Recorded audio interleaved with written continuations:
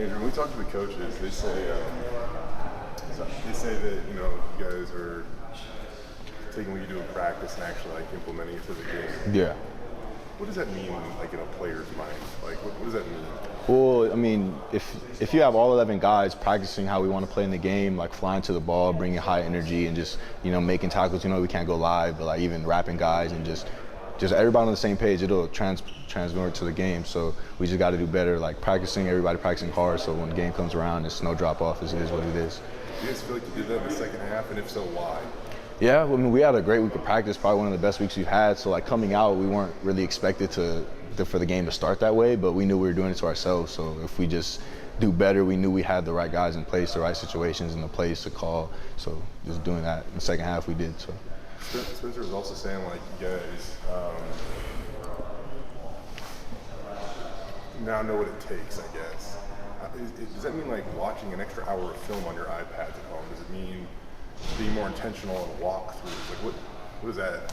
I mean, as a team, we're pretty dialed with stuff like that, just preparing the right way. We got good older guys that have done it a long time. We got coaches who've been here who've done it a long time. So just preparing the right way to play the right way in that aspect. So how much does that second half do for your guys' confidence, like 1 through 11 on the field? Yeah, a ton. Because like that's who we are. Like that's who we know we can be. That's who we know we can be going forward. We just gotta put everything together, and even from the good plays, the bad plays in the second half, we could learn from those, so we could just learn from them and be better next game. I mean, I talked to you about this a few weeks ago, but I mean, Andy was even saying you were playing in a spot, or you were putting spots you didn't even really practice. Is that accurate? Yeah, I mean, I was playing will and then stud, so whatever package we're in, I was switching back and forth. But some guys went down, and I was prepared to play it, but like maybe not some certain plays that I had to fill in for once it happened. But they kind of coached me up on the sideline, and I did it in the game solid. So how does that go? Like, they kind of just tell you like if you get this look, you got to do it this way, and when the play comes, they just got to trust you to be in that position and make that play, and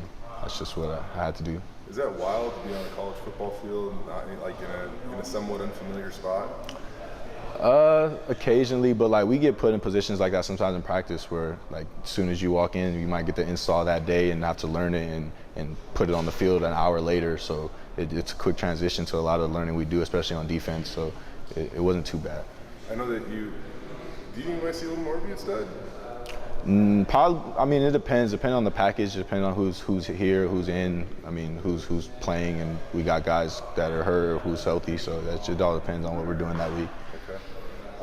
I know that you might not have ever practiced I see you working on pass rush stuff. There's not all the linebackers I know are doing some of the stuff that you do. So even though you didn't practice like specifically, maybe for what you were going to do in a game, do you feel like you practiced? I don't know. Things that you might implement in the game. Does that make sense? Well, yeah, I mean, we do a lot of different techniques for the backers. We do a lot of ND drill, pass rushing wise. So like when the pass rushing stuff comes or we're on a blitz, like it's pretty much the same depending on whether I'm just coming off the edge or I'm just walk down rusher or I'm timing up the snap and trying to rush there. So it's kind of the same for me at least. What does it mean to the coaches to have that confidence in you to move you around, do whatever that defense needs?